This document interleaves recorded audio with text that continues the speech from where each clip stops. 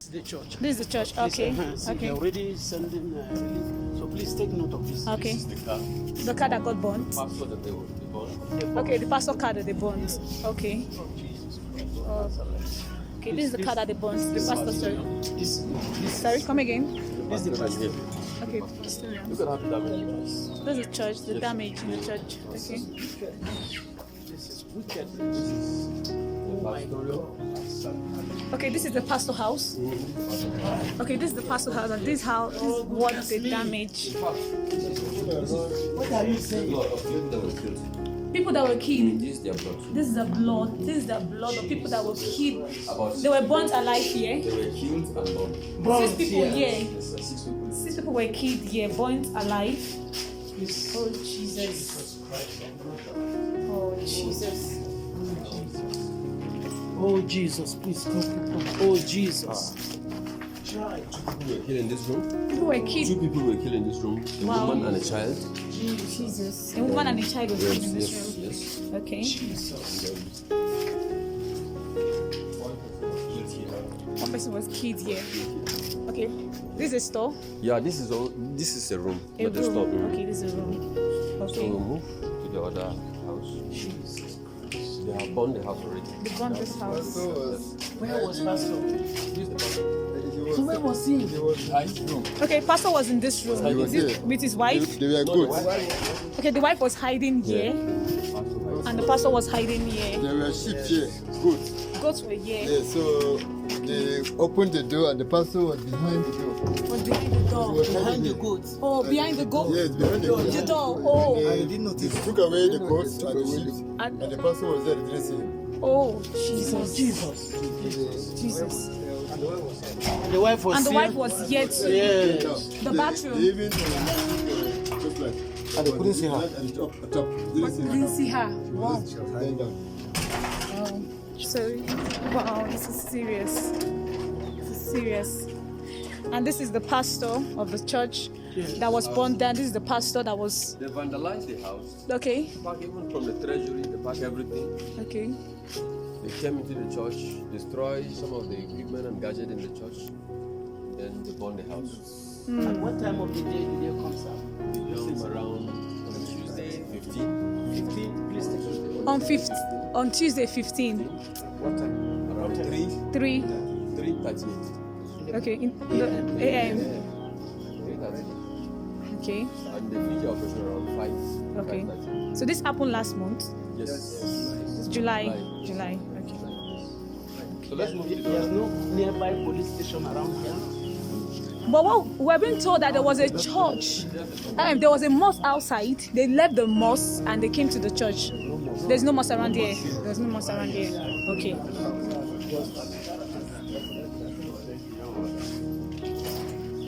Wow. So we are live. We're live at Bindi. This is Bindi. This is the Bindi community. This is where we are. Okay. This is Bindi. Okay. This is a deliberate. Wow. Yes. No, this was deliberate. I think this was done deliberate. This was done deliberate. Okay. Okay, this is a kitchen and it was being burnt. It was burnt down. This house there. They killed about 6 people in this house. Okay, 6 people were killed in this house. They've shot. This is the bullet. Okay, this is the bullet shot. Before they break the door. Before they break the door, this is the bullet shot. This is 1 and this is 2. And 6 people were being killed here. 5 people. 5 people were being killed here. And this is the bullet shot. And this is a widow house. Wow. Jesus. Her and her daughter were being killed. Wow.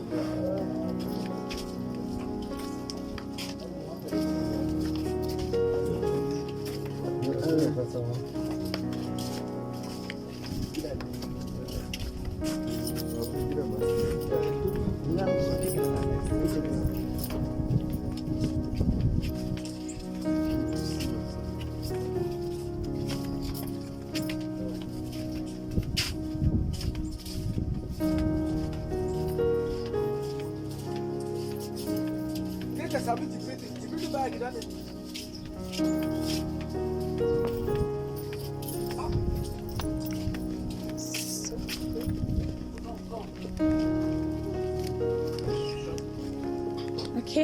They burned this house. This house was being burnt too. Yes.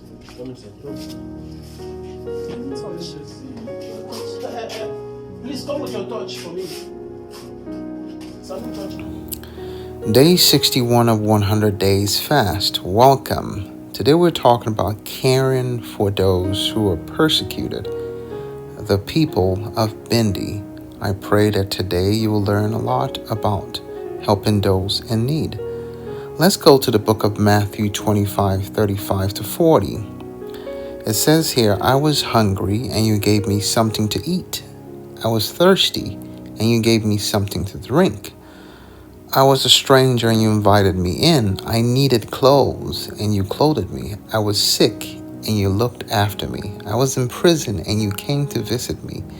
Then the righteous will answer him, Lord, when did we see you hungry and feed you, or thirsty and we gave you something to drink?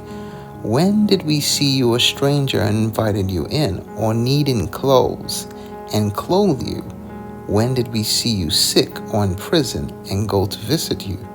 Then the king will reply, truly I tell you, whatever you did for one of the least of these brothers and sisters of mine, you did for me.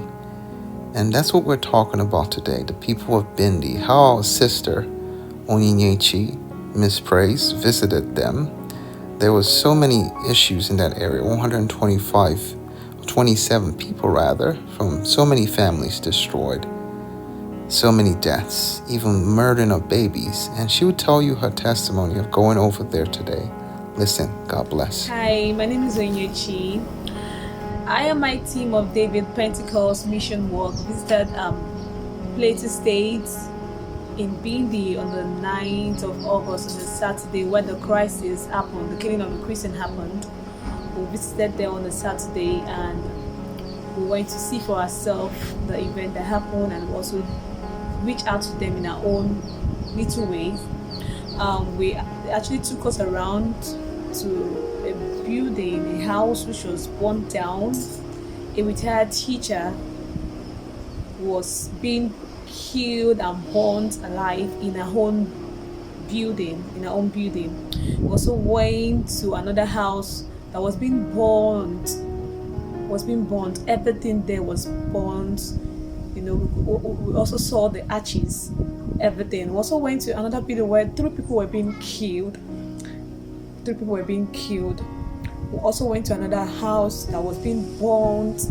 Everything was burnt down. We also went to the church. We saw for ourselves the glasses that was being broken. Everything. Most of the glasses was broken. We also saw the pastor car, his mirror, the car mirror, the glass was broken, and the screen, everything was broken. The damage was it was actually very. It was not just a little damage. Like, it's not a little damage. It was a very big damage. We also went to the pastor house, and the people there told us that 6 people was killed and burnt alive. When we entered the building, we actually saw blood.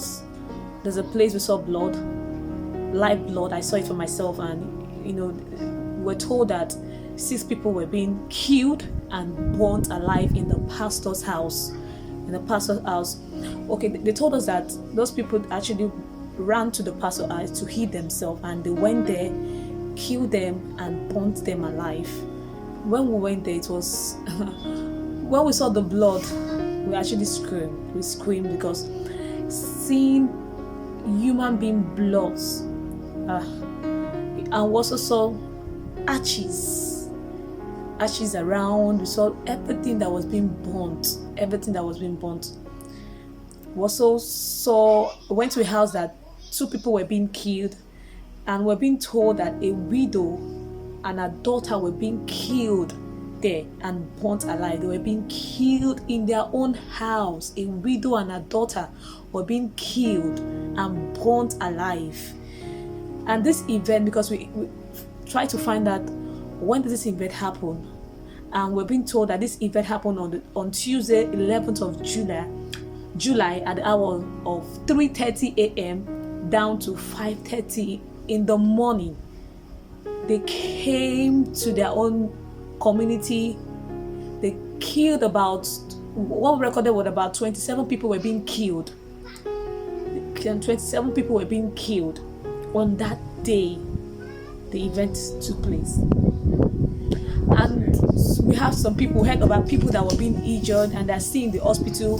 And if you look at the video, you see some people that actually came out doing our visit with some, that you see them that these people were injured, but they are recovering, and there see some people in the hospital that are still undergoing treatment. And when we interviewed the pastors told us that they are pleading for the government and Christians like them to come to their aid. And they also appreciate, their brother David Pentecost for, coming through for them, because they were not expecting it, and also taking this opportunity to also reach out to others, Christians like them, to also come to their aid, government to come to their aid, that they really want to come back to their houses. They don't want to be displaced. They want to come back. They are pleading in any way that will be of help to them to rebuild their houses to be their houses, so that they can come back. I'm also using that the opportunity to also,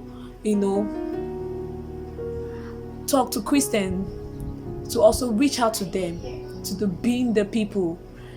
They need our help. In any way we can help them.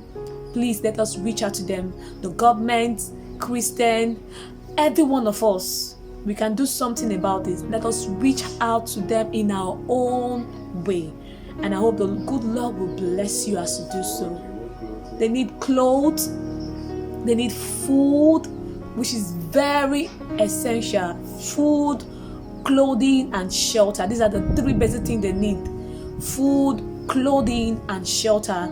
In any way we can be of help, please reach out to us. We're ready to attend to you and get your feedback. Definitely, whatever you're going to be dropping, whatever question, we're ready to answer to all your questions. Please reach out to us.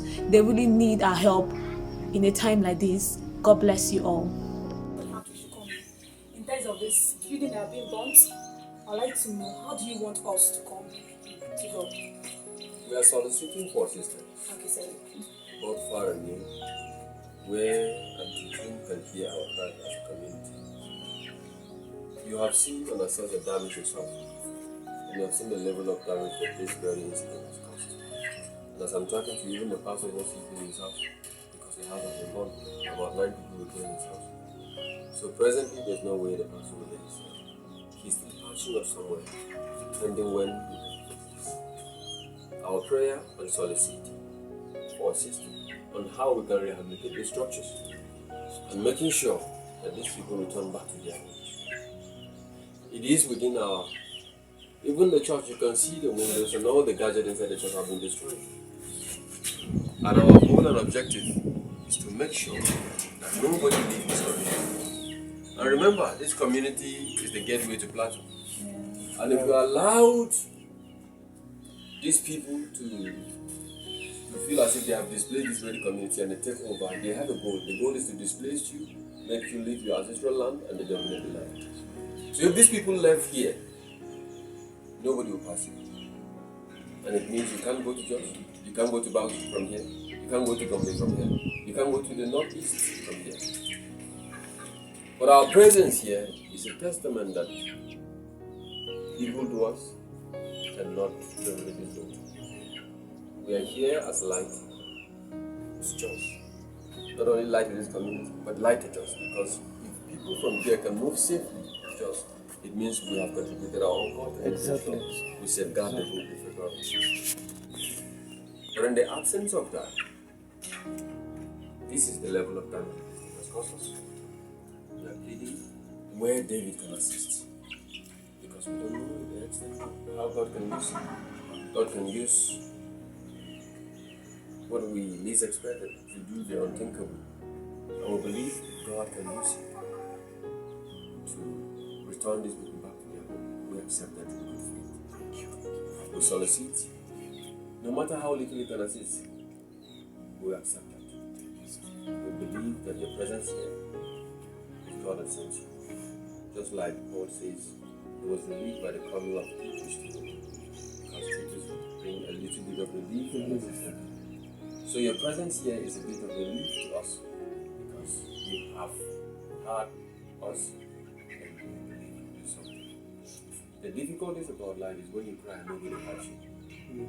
But if we have someone who is listening to us, pay attention to us. We believe we can cry to the extent that we know that we have poured our heart to Him. And we believe even if we can't do something, by listening to us, you have solved like 50% of our problem. We appreciate the process. Continue to solicit. You can continue to speak to people who can assist as well. But God knows how best He can use them. Since He can send you here, I believe the Lord can still do one as well. Thank you so much. Also like to hear from our Reverend. What would you like for us to say? What would you like to tell them? Well, as a reverend, I don't want to repeat what my community leader already says. What we have already talked, that is what is in my mind. So we are praying, making our brother David to help us so that this community should come back to their houses. Sure. That is what I want to say about it. To begin with my brother. So thank you. Praying that God will help him, protect him, bless him so that he reach the needed. Thank you. But before let me also I am sad because I came as a leader, as I said earlier. I come as a king, not up to a month. I ascend this throne, not up to a month when this thing happened. I ascended to the throne of my ancestors on the 16th of June and then on the 15th of July. Being a leader, no leader is happy seeing his people displaced. Exactly. So I'm grieved, I'm saddened with what has happened. All what I'm saying is because I also need consolation. Whatever this consolation will come, I accept. Being a leader is so disheartening. You see the life of people about 27 one way. It's just like a father. You are a father, you watch your children being butchered to death. There's no pain in the supersede that. But this means that God allowed that His might can be declared. We accept. God can never go wrong. Whatever happens, we accept it with faith.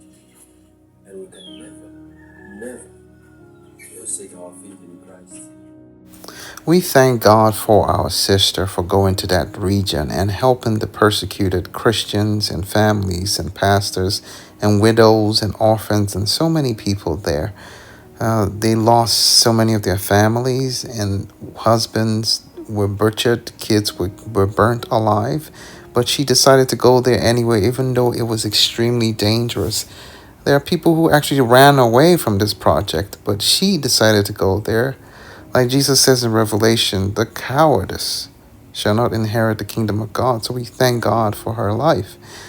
And today we're going to study the book of James chapter 1 from verse 27 to close. It says here, religion that God our Father accepts as pure and faultless is this, to look after orphans and widows in their distress and to keep oneself from being polluted by the world. So I thank you all for watching this, and I pray that God blesses you, and I pray that you can also reach out to people around the world, even this church and this pastor and anyone, and help. God bless you.